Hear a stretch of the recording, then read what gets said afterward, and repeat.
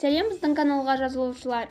Соңғы жаңалықтарды алғашқылардың қатарында білгіңіз келсе, бейне астындағы бір ғана лайк және подписаться таңбаларын басып, бізге жазылыңыз. Ақмола облысының ТЖД Көкшетау қаласы әкімдігінің алдындағы аялдамаға келіп тоқтаған ПАЗ маркалы автобус өртеніп кетті.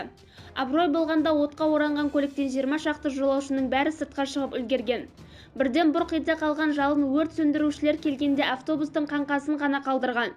Кейін анықталғаны, ол бір жиһаз құрастыратын жеке меншік компанияға тиісті екен. Бензинмен де газмен де жүргендіктен қаланың дәл орталығында жарылу қаупі болған. Оқиға орнына келгенде автобус қатты жанып жатты. Жүргіншілері көп, орталық көшеде тұрғындардың қауіпсіздігі маңызды еді. Көліктің іші түтіндей бастағаннан жолаушылар өзі ықтап сыртқа шыққан. Оларға көмек қажет болған жоқ.